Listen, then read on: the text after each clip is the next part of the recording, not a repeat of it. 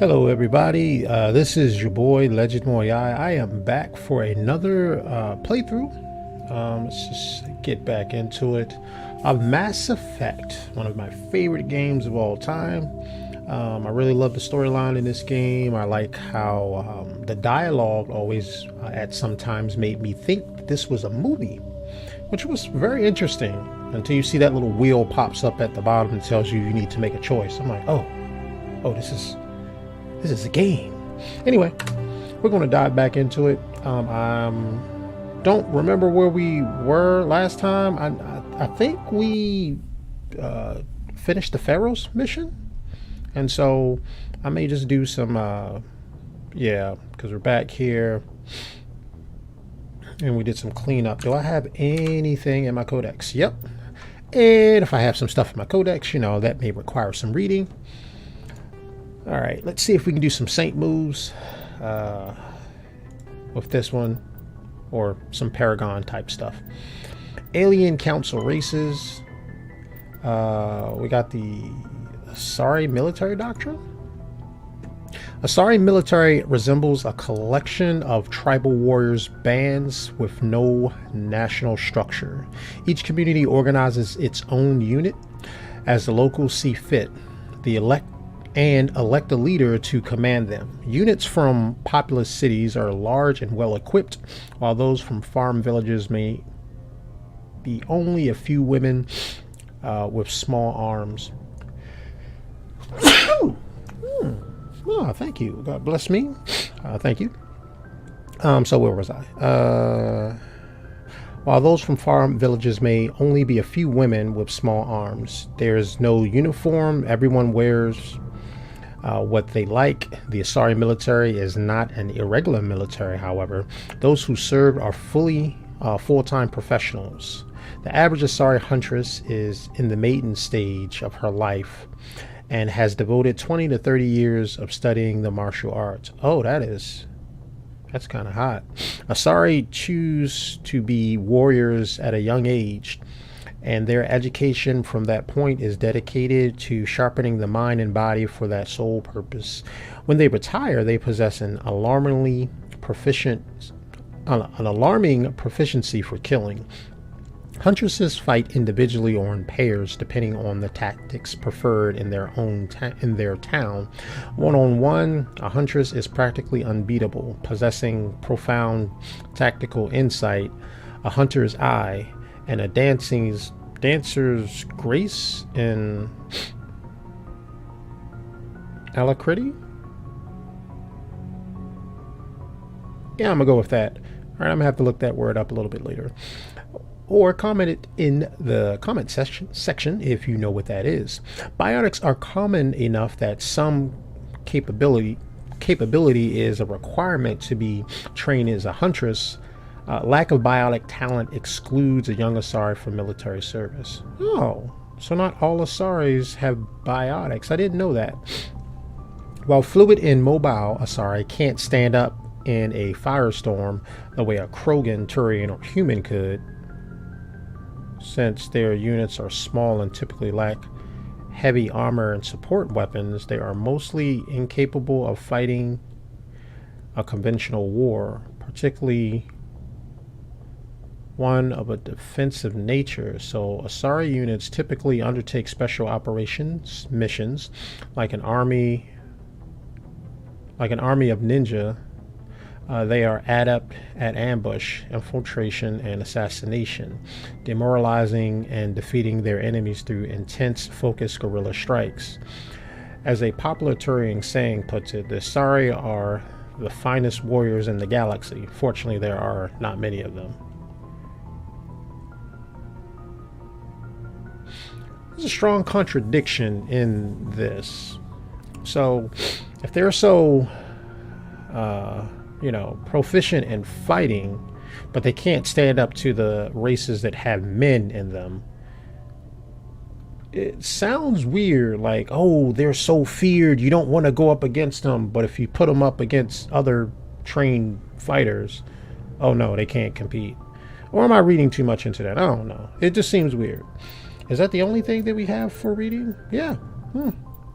That was very interesting. I didn't know that not all Asari had biotic power. I thought they all did.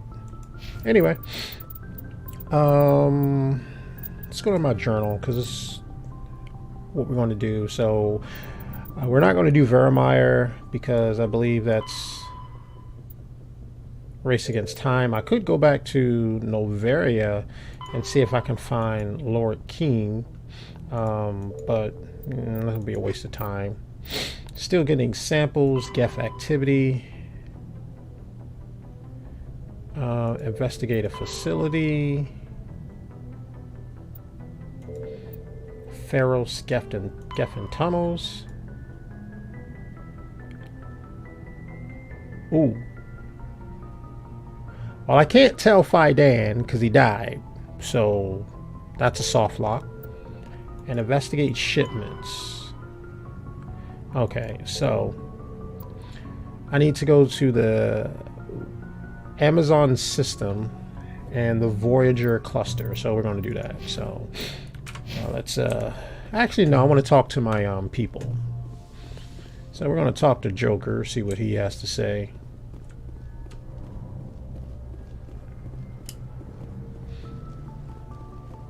Run! Come. Oh, that was kind of sickly. Joker. Hey, Commander, next time we touch down, let's try not to park the ship in a colony of mutant zombies. Just thinking out loud here. I have to go. All right, see ya.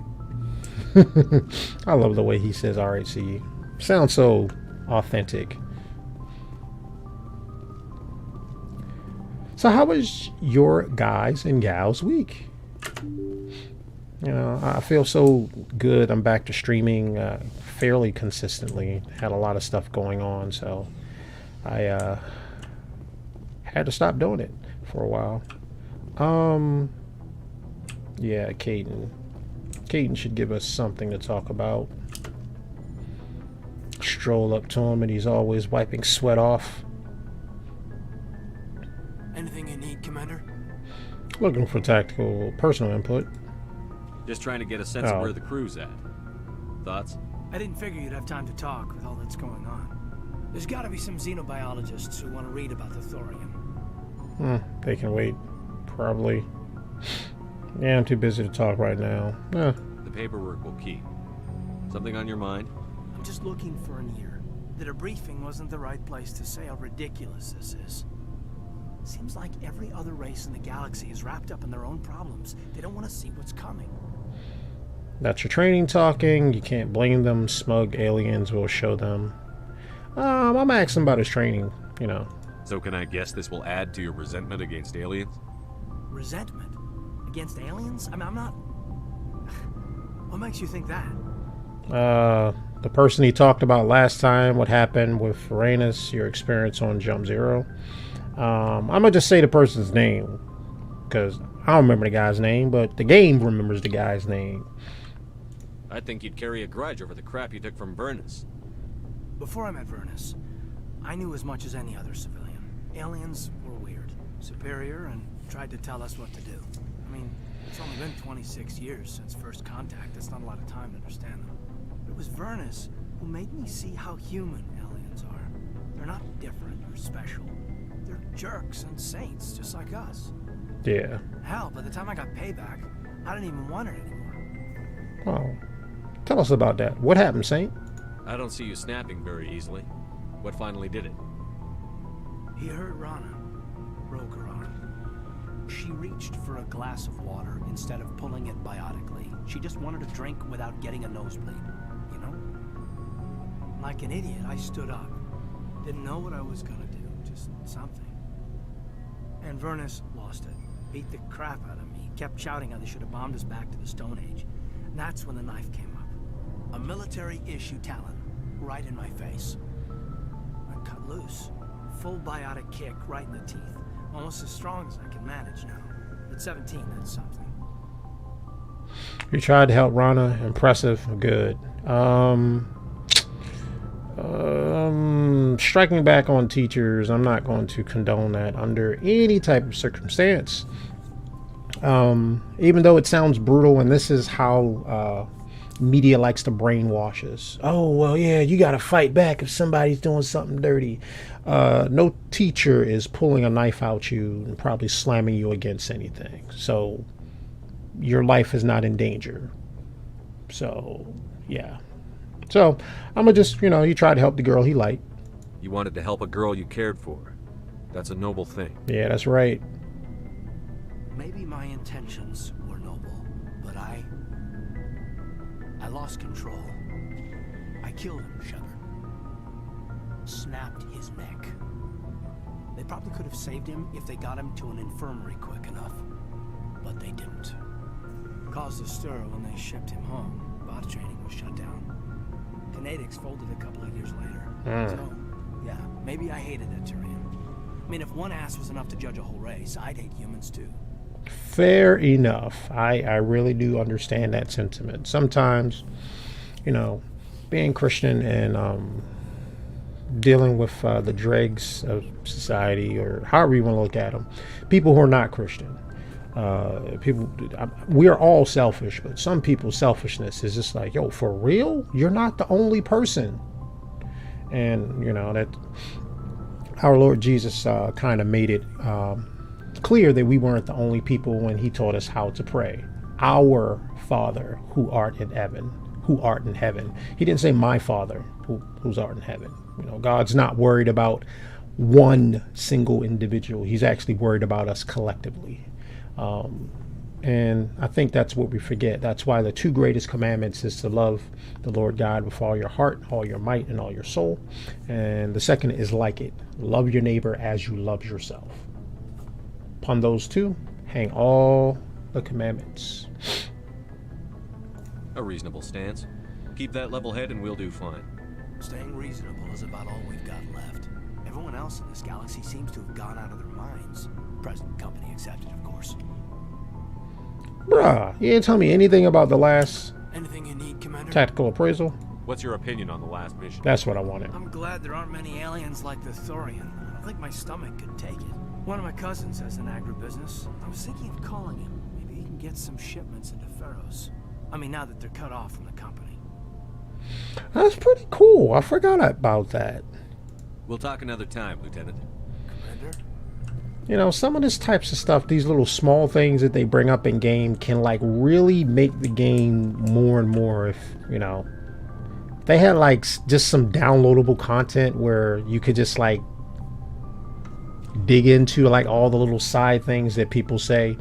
Back when I was younger and I didn't know what actual video games were, I thought they were actually like live stories and live worlds. You can only talk to one of your crew members up here and everyone else is downstairs. Okay.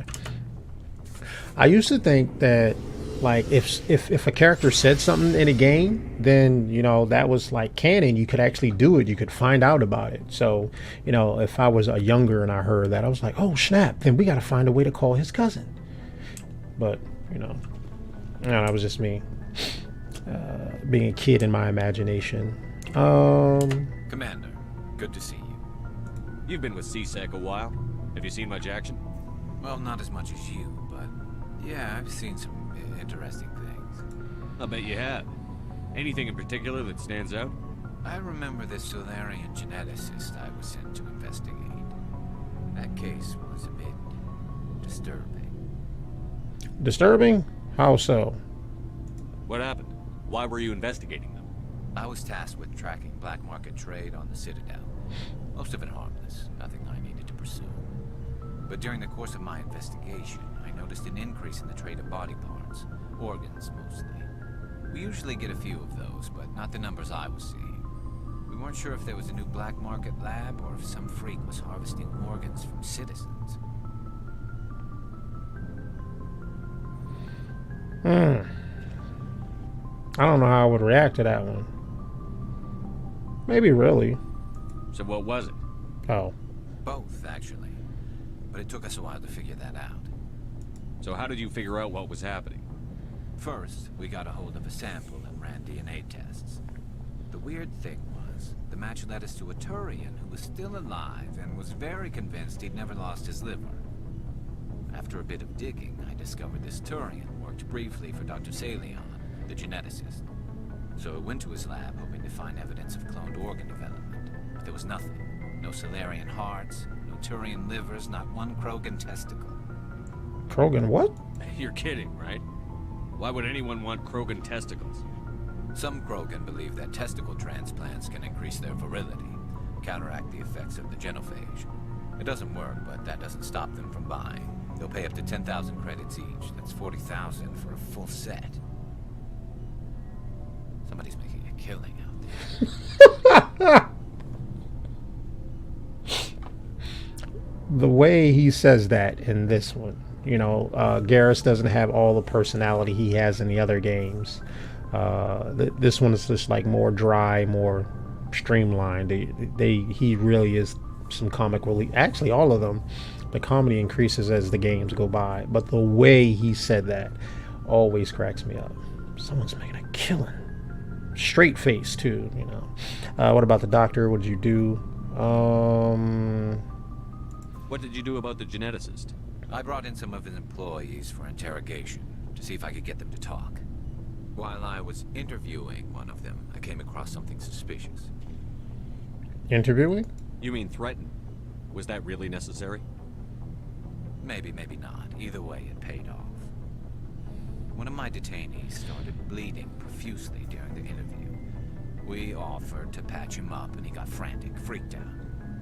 I ordered a full exam to find out what was going on. Our medics found incisions all over his body, some of them fresh. That was our big break. These people weren't just Dr. Salion's employees. They were test tubes. Walking, living test tubes. He was growing parts inside these people? Exactly. He cloned their organs right inside their own bodies. Then he harvested them and sold them off. Most of the victims were poor. He'd pay them each a small percentage of the sales, but only if the organs were good. Sometimes an organ wouldn't grow properly, so he'd just leave it in them. Most of them were a mess, but only on the inside, hidden so nobody could see it. I hope he got what he deserved. That's the worst part. We never caught him. Don't tell me that. Why not? What the hell happened? He ran, blew his lab, grabbed some of his employees, and headed for the nearest space dock. By the time I found out, his ship was already leaving. He threatened to kill his hostages if we tried to stop him. But you went after him anyway, right? I ordered Citadel Defense to shoot him down, but CSEC headquarters countermanded my order. They were worried about the hostages, worried about civilian casualties if the ship was destroyed so close to the Citadel. Makes sense. I told them those hostages were dead anyway. He just used them to make more organs. They wouldn't listen. I don't know. That's a tough one. So you make a choice based upon, you know, do we let him kill the people who were there, a limited amount of people, or do we let him go off so he can kill even more people? But we always want to save everybody, and we can't. That's the weird thing about it. I don't know about that one. I don't know if you can do a saint move with that one. No, you can't get them all. No, but letting him get away like that. All they had to do was disable that ship, stop him from running. Maybe the hostages die, maybe they don't, but at least we stopped the bastard responsible for it all. That's a tough choice. I suppose I can see both sides.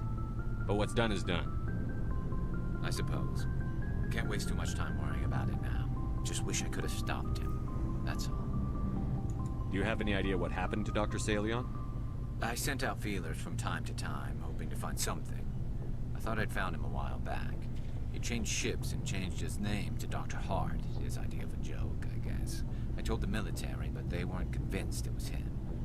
I got the transponder frequency for his new ship, but I just can't get anyone to check it out. I'll check out the coordinates when I get a chance. I was hoping you'd say that. But Commander, take me with you when you go. If it's Salion, I want to be there when you find him. Alright, so we got Salion, Tali.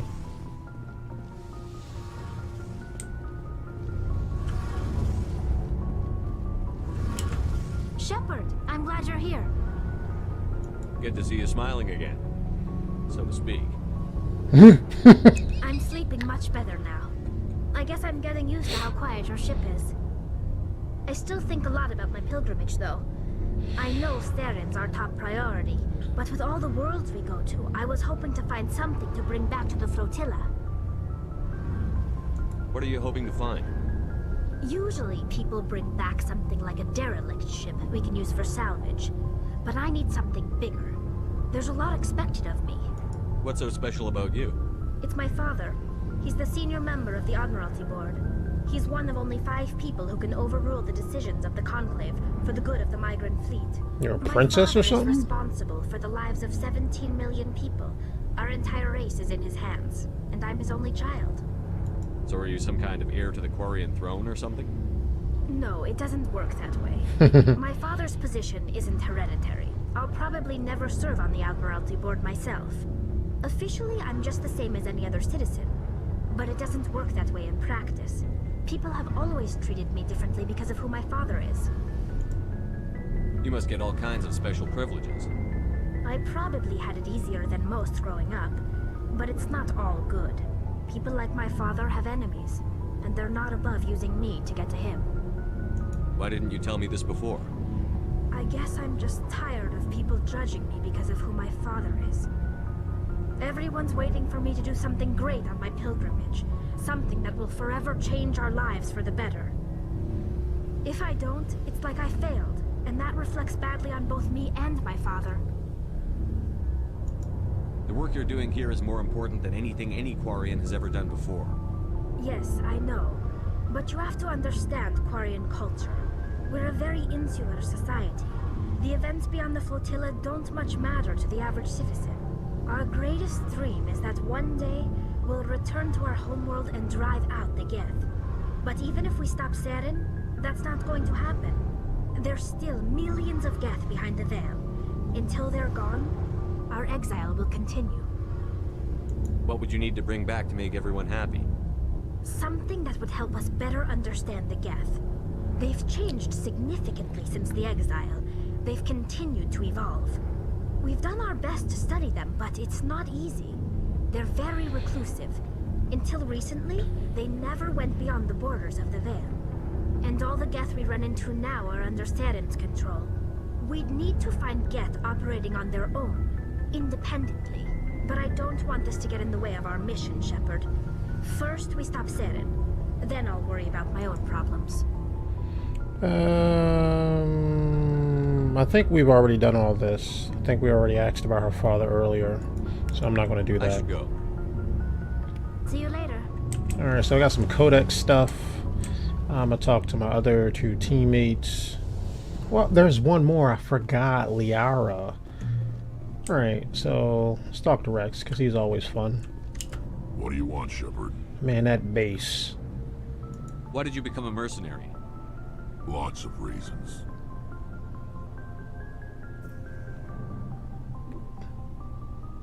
Like?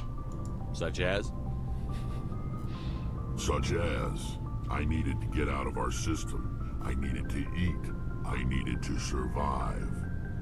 Why not stay and help your people? I tried to help. That's why I had to leave. What happened? I was betrayed. I was head of a small tribe. We were trying to restore order after the war, but the other tribes were against us. They followed Jared, one of the few warlords who survived the war with the Turians. But he was old, and so were his ideas. He wanted to continue the war. He wanted us to fight. Turians, Solarians, each other. It didn't matter who, as long as we were fighting. What did you want? I just wanted Jared to shut up, to stop his ranting. I wanted him to stop leading the tribes astray. But he couldn't understand how much things had changed. We didn't have the numbers to go to war. Even if we did, the genophage made sure we couldn't replenish our numbers fast enough. I told them all to forget about war. We needed to focus on breeding, at least for one generation. And for a while, we were getting through.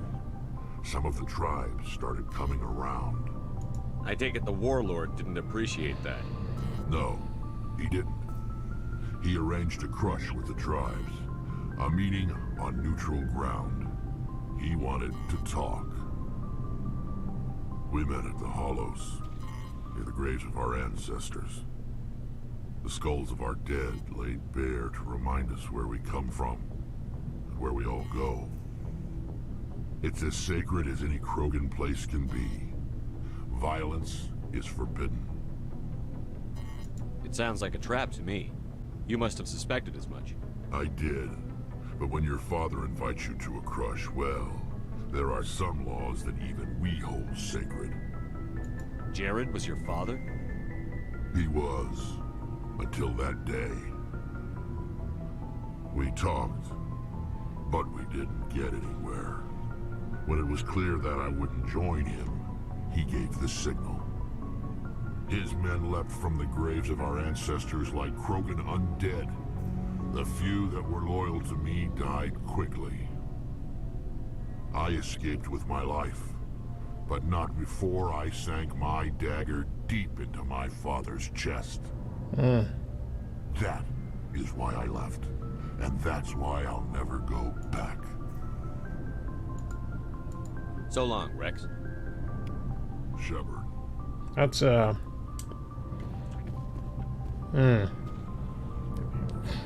mean, some people got a bad life like that. Surprised to see you here, sir. Thought you'd be chatting up, what's her name? Tisoni? Why's that? Liara. Why would you think that? Scuttlebutt says you got a bit of a thing for her. I could understand why. The crew's off limits with the regs against fraternization. And at least she looks like a woman. You think I'm interested in Liara because she's the only one I'm allowed to date? So you are interested in her. Of course, it could be politics. Alien diplomat's daughter, us under orders to make nice with the bug-eyed monsters. Anyway, interested in a quick drink? It's a special occasion.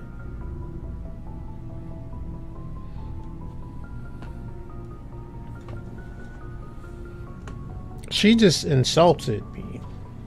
And now she's asking me about a drink.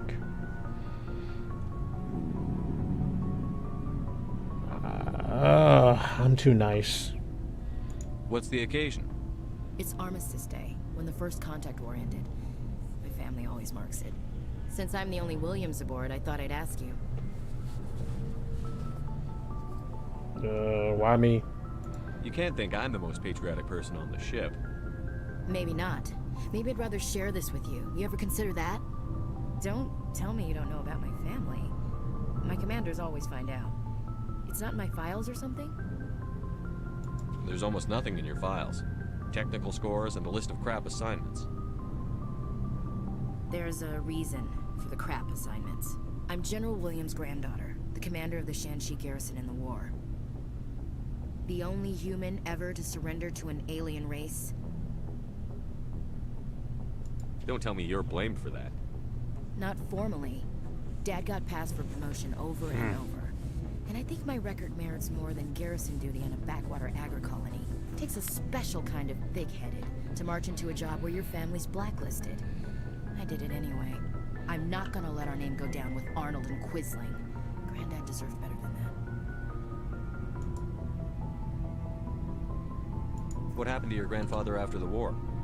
He was relieved of command as soon as Shanxi was liberated. They brought him back to Earth in irons, but there was never a trial. They quietly demoted him and stuck him behind a desk.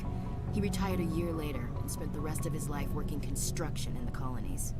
Sometimes we hear about attempts to get him exonerated in some official way. Nothing ever comes of him. As I recall, your grandfather held out for a long time. The Turians wrecked the orbitals in the first wave and occupied the major cities. They sat in orbit, dropping rocks on anything that moved. Granddad dispersed the troops. But when they went into the cities for supplies, the Turians would wreck a block to eliminate one fire team. Civilians were dying, his troops were starving, and he couldn't contact Alliance High Command. So he surrendered the garrison. Is this why you're always going on about the council? If everyone else can look at Shanxi and say, this is why humanity needs to be stronger, then so can I. I'm entitled. So, you still interested in me? Baggage and all? Wait a minute. No, where's the no? I don't like her. I don't like the situation. Of course, what about me? I like a challenge. This sounds like you want to deal with a girl who got baggage like that, and I would never do that. You know, if you can't deal with your baggage and put it aside to enter into a healthy relationship, then you shouldn't be in a relationship. Of course means, yeah, come on, bring that baggage on. Sounds like a simp. So I'm gonna say, what about me? I don't know where this is gonna take me. I don't want a relationship with her. If I do, unfortunately, I'm gonna have to kill her off. Spoilers. You're interested in me? It's hard to tell. Maybe I'm not. I guess you've been too busy saving the galaxy to think about it. Of course. But hey, once we save the galaxy, maybe the Alliance will get its act together. Start acting like an actual government. We better get going then. Seems I've got something to look forward to after we're done. No. More than you know. Nope. I have a feeling things will come to a head soon. But don't worry, Shepard. I'll protect you. Oh no. We'll talk later, Williams. Looking forward to it, Skipper. No. That is like horribly. No.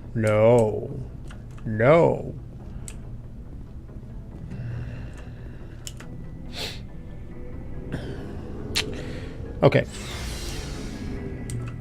Men are typically the protectors, the providers. She's trying to reverse the roles and thinks that's sexy. It is not. It is not. I don't care how big, how strong, how buff, how tall the woman is. If a man's not going to protect his woman, something ain't right. Just ain't right. Yeah, she probably wants to protect him and keep him safe. Yeah, that's nice, but when the stuff hits the fan, that man needs to protect his entire family, risking his entire life to do so. That's the whole point. If you don't understand that, probably because you're not a man. And if you're a man and you don't understand that, it's probably because you're not a man. I don't mince words. We can talk about it in the comments, but I don't mince words. Commander, are you coming to check up on me? Are you okay? You look much better. How are you feeling? Dr. Chakwas assures me I am going to be fine. I was impressed with her knowledge of Asari physiology. She's the best. You're in good hands. Dr. Chakwas knows what she's doing. I get the feeling you want to ask me something, Commander. Investigate. We already talked about that. Maybe we could pick up where we left off. You were telling me about your interest in the Protheans. Actually, I think I was talking about my interest in you, and making a fool of myself in the process. As I said, I am not used to dealing with people, especially humans. I did not really know much about your species when we first met, Shepard. I found it hard to take humanity seriously. Your kind always seemed so rushed and high-strung. I understand what they are saying. You know, humans, they try to... Every last human is individualistic, and they try to do everything that's in their best interest, not the best interest of, like, the entire populace. So individuals can do some very stupid stuff. And so I could come about... what about now? Oh, that's insulting or short-lived. Oh, asking her what about now? She used to think. So I'm asking her, well, yeah, because I don't want to defend us. Oh yeah, we act stupid and dumb and high-strung and we rush into things and not thinking about things logically.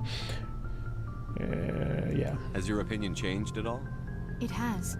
I have been watching you and your crew. It has taught me a lot about your species. You humans are creatures of action. True. You pursue your goals with an almost indomitable determination. Some of us do. It is an admirable trait, but also an intimidating one.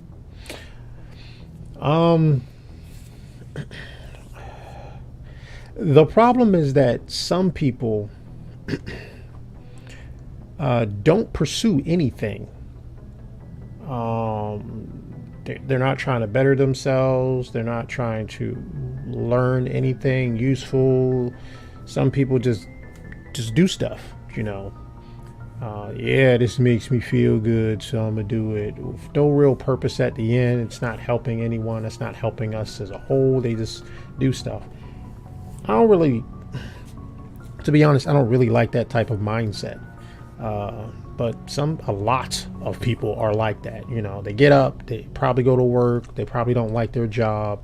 That's because they actually like to do something else. They're good at doing something else, but they didn't pursue what they like as a means of income. So they probably didn't know they were going to be in school because they were probably doing something that they enjoyed, never knew how to make that thing that they enjoyed their particular work or their particular source of income. And so now, you know, they're at work dreaming about or thinking about what they actually want to do. I always challenge people at the end of my videos to actually pursue the thing that you're actually interested in. So that can actually be your actual income. So if you're a writer, creator, maybe you want to learn how to be a farmer. I heard a lady recently on some type of podcast that her childhood dream was to be a farmer's wife, which I have never heard that before, but that sounds like an awesome dream. Of course, she's probably not that now. She's a modern woman, but that was her dream when she was younger. And that was an admirable dream. That would have been awesome, meaning that she would have learned how to plant food, provide food to not only herself, her family, but to others who don't know how to do such a thing. So that sounded awesome. Okay, back to the game. So we're creatures of action. We pursue things, indomitable spirit, determination. It's an admirable trait, but also intimidating. It works for us. I'm just going to ask, why is it intimidating? You're scared of us? Unfortunately, the rest of the galaxy sees humanity as something of a bully. You run over anyone in your path to get what you want. It is up to people like you to change their minds, Shepard. I'm trying. I'm doing the best I can, Liara. There is a reason the Council chose you to become a Spectre. They saw something special in you. The best of what humanity has to offer. I looked into your history. I know what happened on Akuz. The fact that you survived shows a remarkable strength. You looked that up? You could have asked. That's actually me. Recently I had a older lady, which is kind of interesting. Talking to older generations, it's kind of cool to see what their mindset, their mentality is. They got wisdom stored up in there, so it's very interesting to talk to them. And she asked me a question, I gave her an answer, and then she looked at me like something was wrong, that she asked something, and I told her, well, I'm pretty much an open book. If you ask me anything, I'm gonna tell you. And I am. So if you want to know anything about me, just drop it in comments. I'll read it, get to it, let you know, because, well, hey, I'm an open book.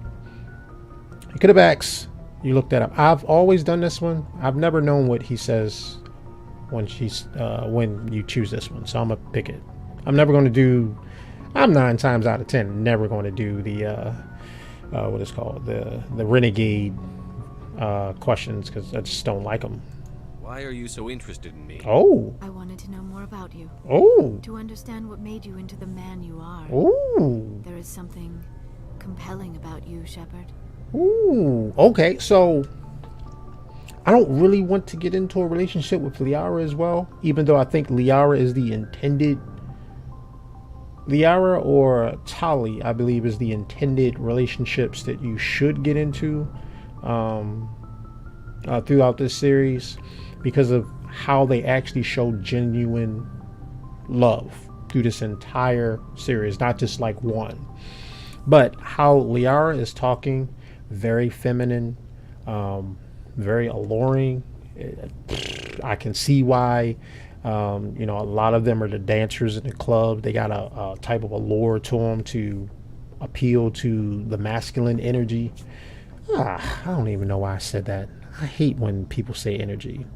To believe to men, you know, men are masculine. I mean, that's how it should be. So it's kind of cool that she comes off like that. I want to believe that.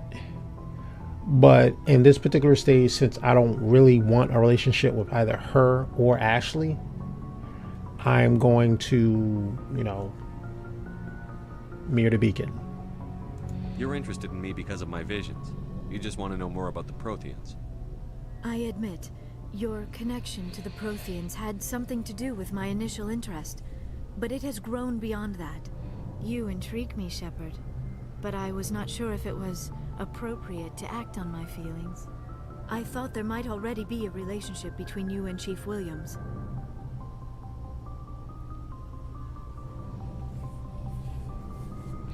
Okay.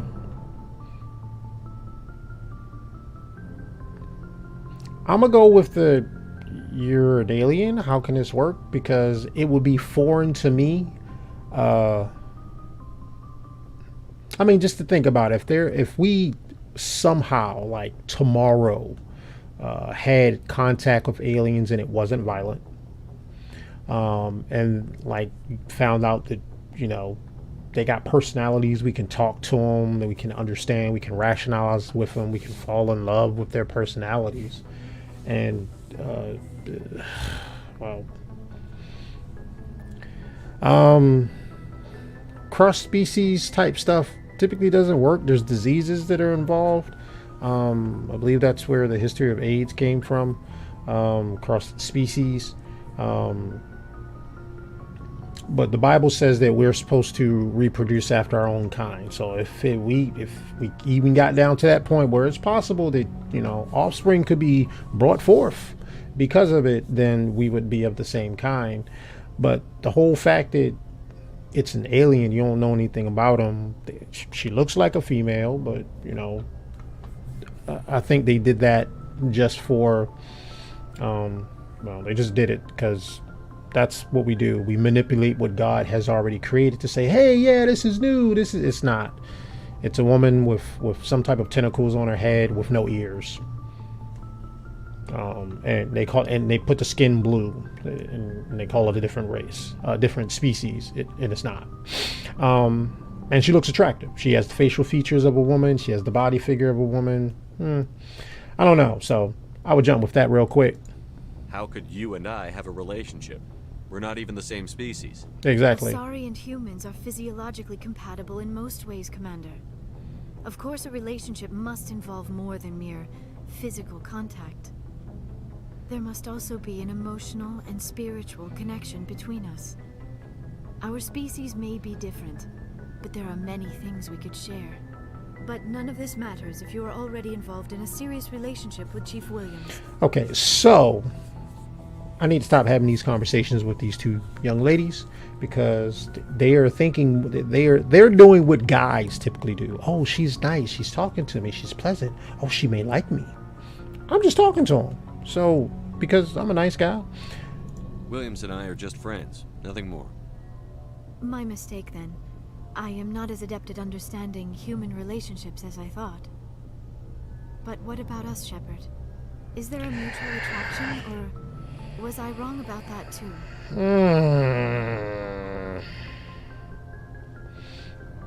I'm attracted more to her personality and her voice. Her voice is more soothing. It's more feminine. It doesn't seem as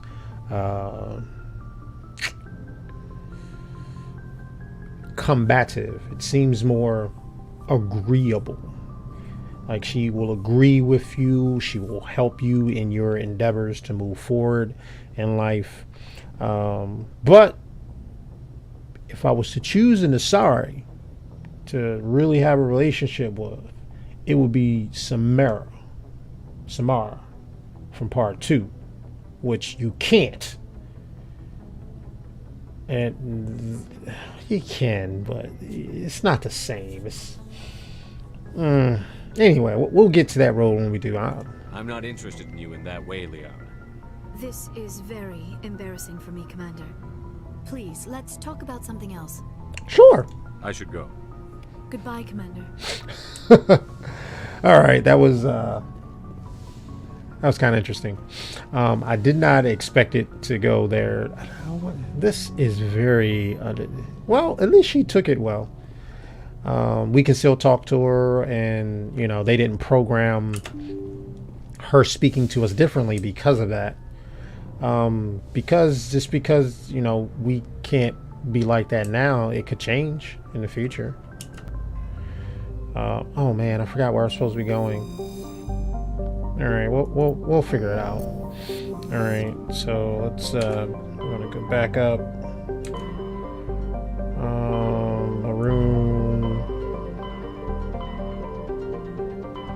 Artemis Tau, Hades Gamma, Voyager Cluster. Man, I forgot. All right, so well, we got some codex stuff, so we're gonna do that last. Journal, we are supposed to be going the wait a minute. No, not that. Geth activity, no. Pharaoh's Tunnel. Gareth, we still didn't do Gareth? Okay, so we're gonna do Gareth. Horsehead Nebula and Strenos, something like that. Horsehead Nebula and Strenos. So let's back up. We're going to go to the Horsehead Nebula.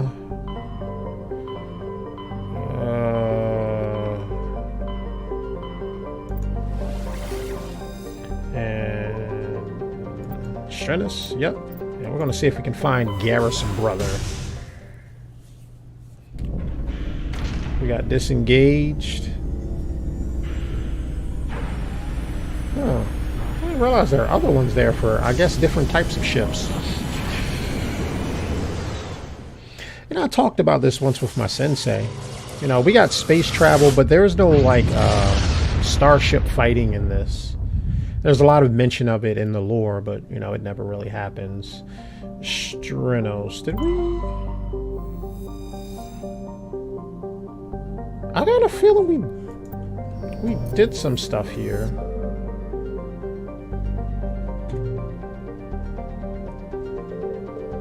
Oh, there we go. There we go. Alright, the Majesty is a Kowloon class modular conveyor of human design. The ship is a derelict. Okay, oh, excuse me. All compartments are exposed to space. The fusion plant is leaking. The damage is consistent with ship-mounted mass accelerator fire. Registered private owner, Captain Will M. Faint trail of radioactive particles popped exhaust from a sublight nuclear engine drive leads to the nearby planet of Zawin. Alright, so that means we gotta go to Zawin, which is right here. We're going to get down. Okay, Zawin. It's a cold planet. Zawin has a thin atmosphere of carbon dioxide and ethane. The surface is frozen and mainly composed of cobalt with deposits of copper. Planet-side conditions are hazardous with constant ice storms wrecking the surface. Orbital period is 97.3 Earth years. Wow. 1 year would be almost a century. Radius is 56 kilometers. Day length is 21.8 Earth hours. That's shorter than ours, but longer years. Atmospheric pressure 0.73 of Earth's. Surface temperature is -370. That is cold. And the gravity we're lighter at 0.3, and just a little bit. Well, that could be a lot. Yeah, it could be a whole lot. Okay, so we're gonna have Holly, and I'm gonna bring. Have I done anything with Caden? Let's bring Caden. Haven't done much with Caden, I don't think.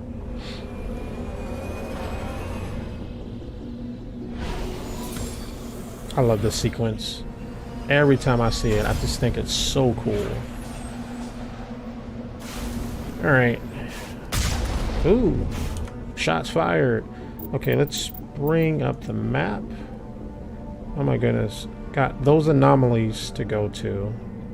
And then a mercenary camp. So I'm gonna go to the debris first. which is right over here.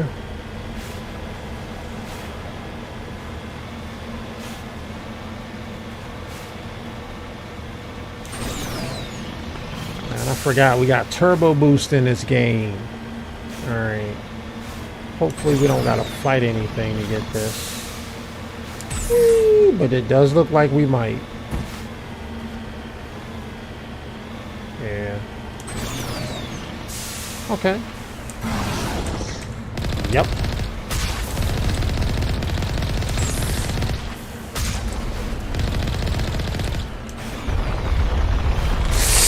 Oh! That kind of scared me.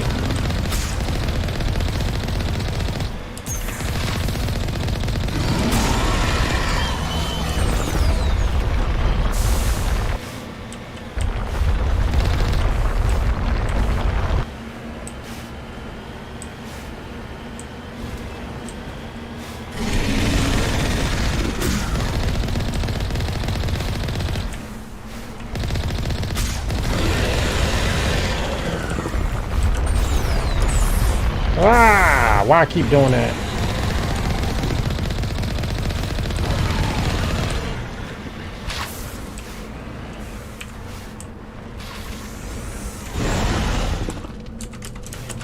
How do you get out? No, I didn't mean to do that. Control shift.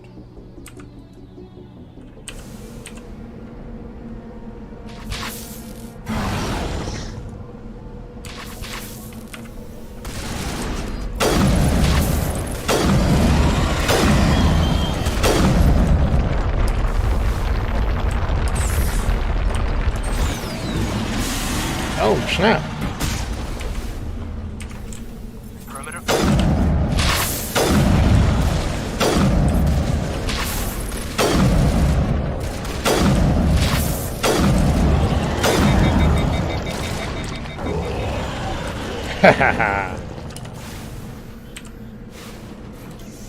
Okay, so the reason why I did that is because you get more experience if you kill a Thresher Maw on foot. And I just wanted more experience. Kind of got greedy. Almost died. But it paid off. So. Oh, okay. All right.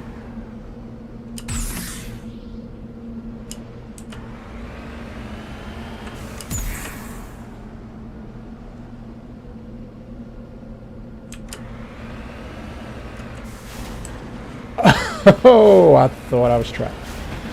Alright, that was an interesting thing. Alright, so let's take a look at the Crash Probe.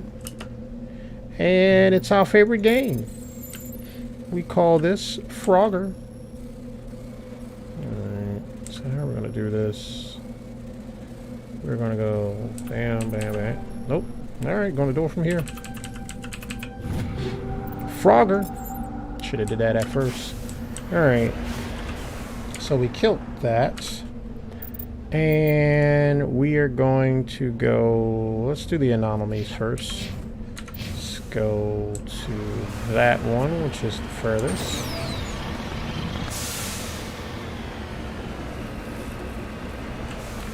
And I am going to repair myself because, you know, my tires and everything look kind of worn out right there, and I want to make sure I got the goodest bounce on my suspension.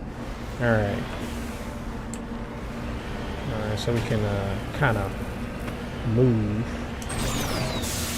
get some speed going on here because we got a lot of stuff to track, and we're coming up on that time. So I'm gonna keep it rolling, keep it rolling. Actually, a lot of the secular stuff that I know came from video games. I got introduced to this group called Decadence from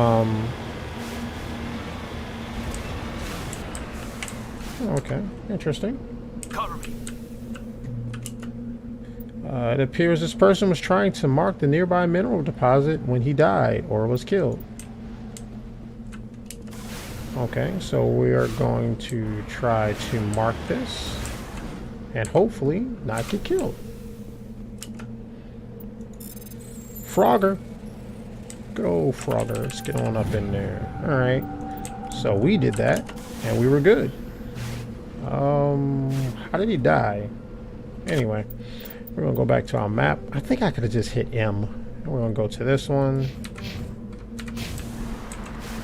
But I was introduced to a group called Decadence by the game Need for Speed.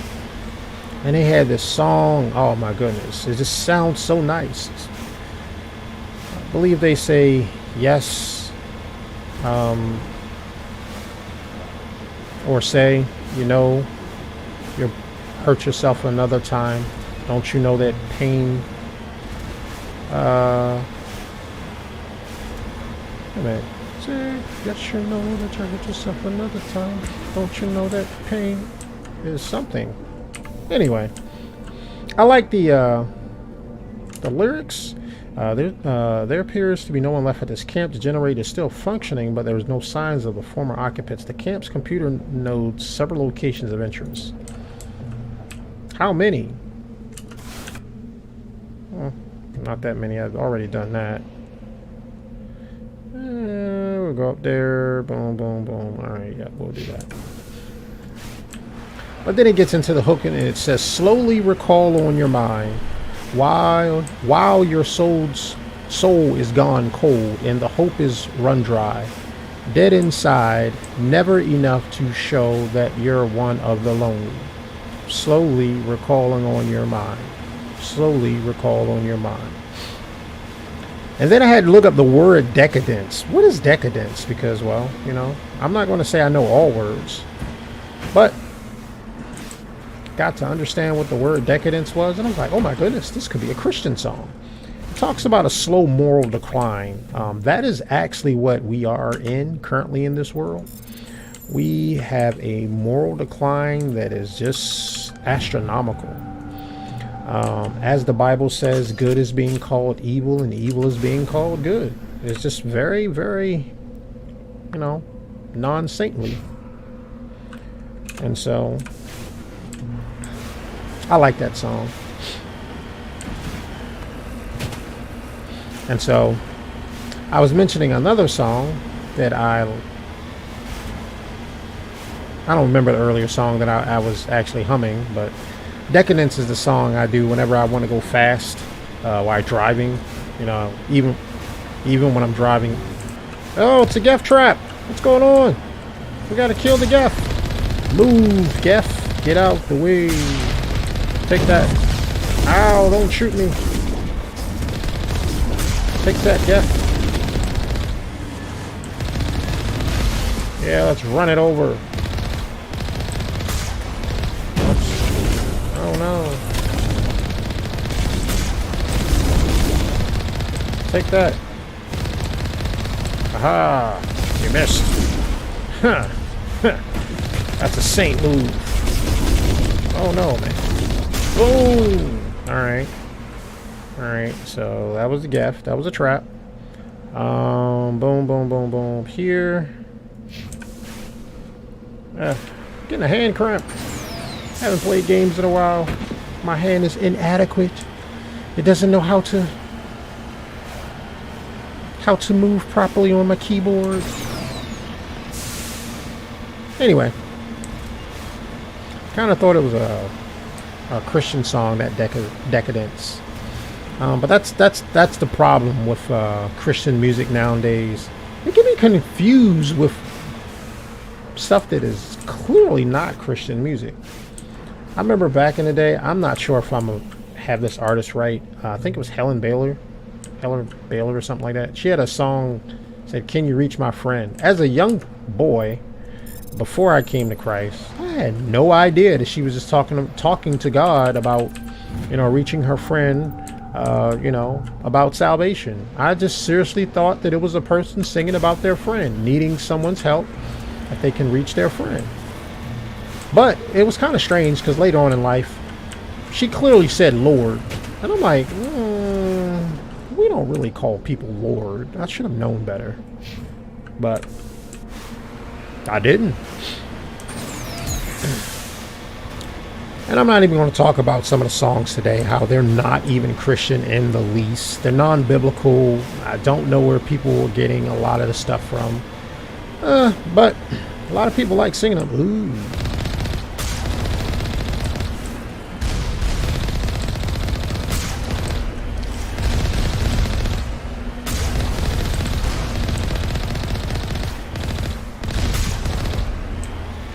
Aha, you missed.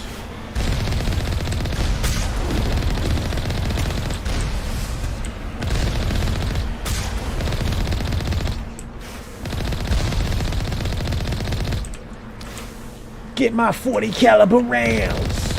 Ugh. All right, I think I got one more person to knock out.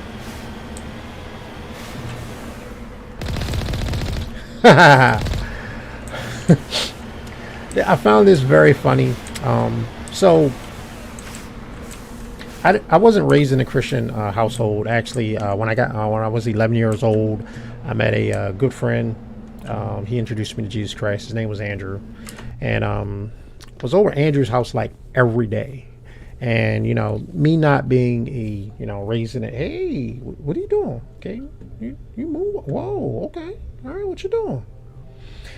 Me not being raised in a Christian household, his mother would oh, I got a lot of points. My charisma's all way up. My what's fitness? All right, let's go ahead and get everything up. His mother didn't want us to say killed or dead, stuff like that. So we had to say toast. You are toast. And I thought it was very, very funny. I was like, why we can't say dead? I mean, people die. You know, it never really captured me like that. But it captured her, and she was a mother raising her kids, so I had to acquiesce to it, which I just find just straight up hilarious. One of my friends would remember that. Yeah, you remember we had to say toast? We couldn't say die or killed. Yeah, man, it was weird because we'd be playing stuff like Mortal Kombat, and we'd be like, "Man, yeah, I toasted you." It was just weird, but it's a funny memory, and I got to give props to her because she raised her kids as godly as possible, as she knew how, which is way better than some women now. You know, they're really not raising their kids to be just right. They're just, their kids are there and they feed their kids. They probably don't spend no time with their kids, and it is what it is. But anyway, let's take these people out. We're going to toast them. All right. Hey guys, how are you doing? Oh snap! Yeah, we just wanted to say hi. Why are you guys trying to kill us?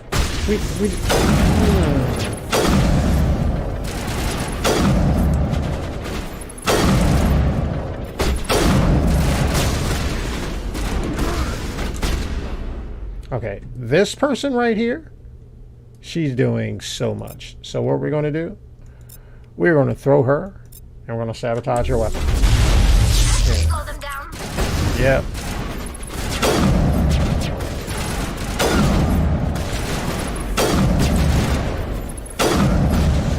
Alright, got the Krogans out of the way.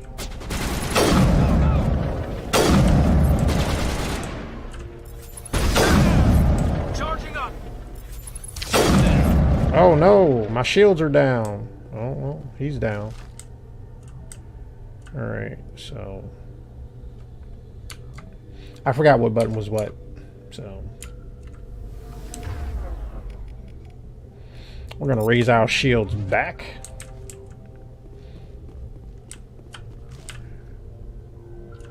You must die. No, I don't.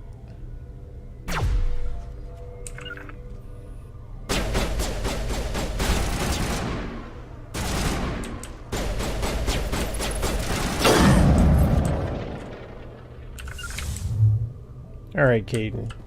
We are going to we're going to toast somebody. So follow closely while we toast them.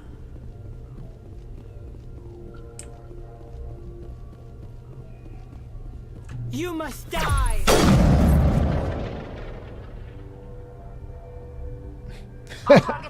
I broke her back! Alright, let's see what's going on in here. We are going to do our standard Frogger game.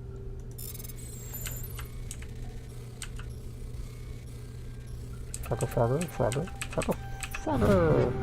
I didn't think I was going to get that one. But I did. And no! Captain Williams! You've discovered the corpse of Captain William of the MSV Majesty. His stiff fingers are wrapped tightly around a small data. Okay. We pried it off of his dead carcass. Which is kind of weird. Alright. We got one more thing to take a look at. And then we should be ending this series out. Well, not this series, but this particular episode out. We're going to have to take that back to his brother on the Citadel. And probably next time do a little running around on the Citadel. Which is sad. I kind of had a feeling that his brother was going to die. Actually, I think I knew because I've played this before. But I didn't remember. Well, a lot of people died in games. They don't do the, you know, the good way. I'm like, well, if we do the good way, you know, where people live and everything, it's not going to be cool. We could have just like did it, you know, an excellent rescue mission. That would have been cool to save him, but no, just find his body dead. Click on his body, grab something, and take it back to his brother.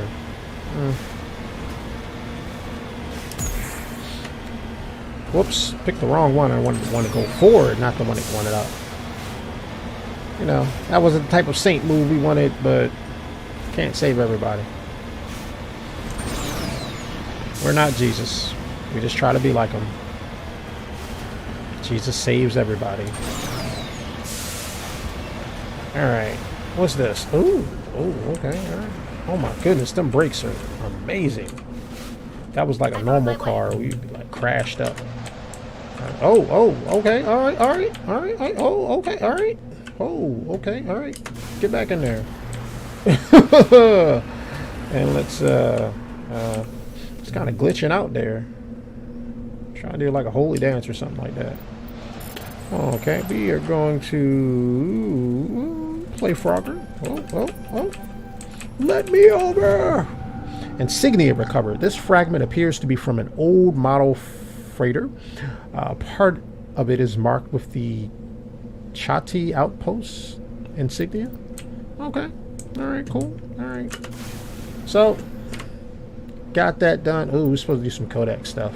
How much codec stuff? Ooh, a lot. Anything here in the main? Yeah, we got something on the... Fifth? Yeah, alright, so we're gonna go back up to our ship. How do you return back to the Normandy? Return to Normandy. Map. Return to Normandy. Boom. I found it. Saint move. Alright, so we're back on to Normandy. Let's get to reading because reading is fundamental. Let's learn more about this universe we're in. Okay, so what we got? So we got alien council races. We just found out a lot about the Asari, and we got to read it. So here we go. We are going to go with their religion. A pantheistic mainstream Asari religion is Siari, which translate roughly into all is one. The faithful agree on certain core truths. The universe is a consciousness. Sounds like today. Every life within it is an aspect of the greater whole, and death is merging of one spiritual energy back into the greater universal consciousness. Ciarists don't specifically believe in reincarnation. They believe that spiritual energy returned to the universal consciousness upon death will eventually be used to fill new mortal vessels. Ciari became popular after the Asari left their homeworld and discovered their ability to meld with nearly any form of life. This ability is seen as proof that all life is fundamentally similar. Ciari priestess see their role as promoting unity between the disparate shards of the universe's awareness. Before the rise of Ciari pantheism, Asari religions were as diverse as their political opinions. The strongest survivors of those days is the monotheistic religion worshiping the goddess Athaname? Athame? Athame. Like the Asari, and the goddess cycles through the triple aspects of. So their goddess was a bigger version of them. Interesting. And it went through everything they went through. Interesting. And then they ditched their god. By the goddess. I think that's what Liara says. Solarian biology. Solarians are noted for their high-speed metabolism, which allows them to function on just 1 hour of sleep a day. Man, I would love that. Their minds and bodies work faster than most sapient races, making them seem restless or hyperactive. The drawback of this active metabolism is a shorter lifespan, around 40 human years. The Solarians are amphibian haplodiploid egg layers. Unfertilized eggs produces males, and fertilized eggs produces females. Wow, so they have a higher chance of having men than we do.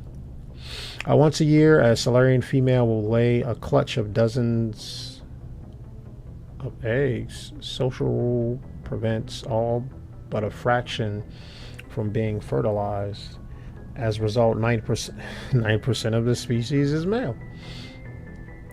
Actually, I think they did that to make it so that they didn't have to model female Solarians in the game, which made it more common that all the Solarians you see in Part 1 and I believe in Part 2 are male Solarians. I got your trick.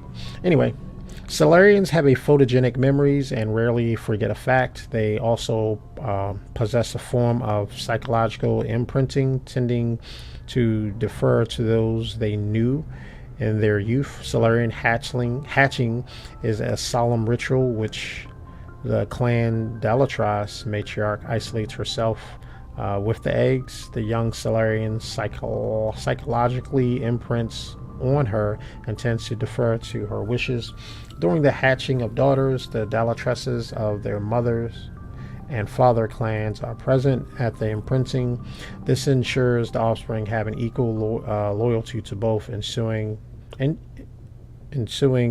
desired dynastic and political unity.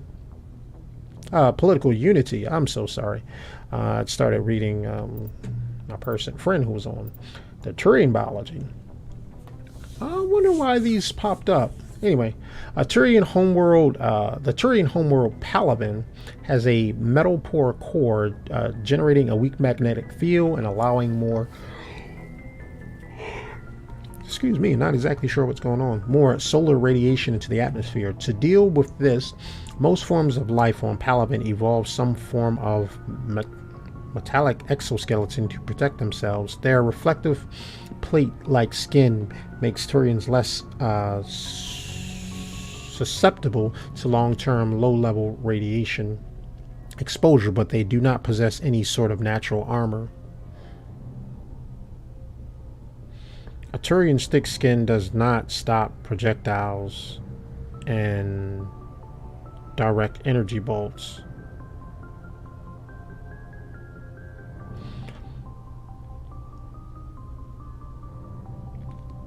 So do they have a skeleton? Because it said exoskeleton. Anyway, although life on Palaven is carbon-based and oxygen-breathing, it is built on dextro amino acids. This places the Turians in a distinct minority on the galactic stage. The Quarians are the only other known sapient dextroprotein race, the food of humans, Asari, or Solarians who evolved to Levio amino acid-based biospheres. Will at best pass through the Turian system without providing any nutrition. At worst, it will trigger an allergic reaction that can be fatal if not immediately treated. Oh, I like the fact. Oh, okay, all right, cool. All right, so there was one. Let's pop back out. There was one. Oh no, there's more. Krogan culture. The harsh Krogan homeworld conditions the Krogan psychology for toughness just as it did the body. Krogan have always had the tendency to be selfish, unsympathetic, and blunt. They respect strength and self-reliance and are neither surprised or offended by treachery. The weak and selfless do not live long. In their culture, looking out for number one is simply a matter of course. After their defeat in the rebellions, the very concept of Krogan leadership was discredited, where a warlord could once command enough power to bring an entire solar system to heal and become overlord. These days it is rare for a simple leader to have more than 1,000 warriors swear allegiance to him. Most Krogans trust and serve no one but themselves. This solitary attitude stems in part from a deep sense of fatalism and futility. Excuse me, a profound social effect of the genophage that caused Krogan numbers to dwindle to a relative handful. Not only are they angry that the entire galaxy seems out to get them, the Krogans are also generally pessimistic about their race's chances of survival. The surviving Krogan see no point to build for the future. There will be no future. The Krogan live with an attitude of kill, pillage, and be selfish, for tomorrow we die. That's just downright sad. Quarian religion. Oh, the ancient Quarians practice ancestor worship. A lot of these concepts I'm seeing in modern day.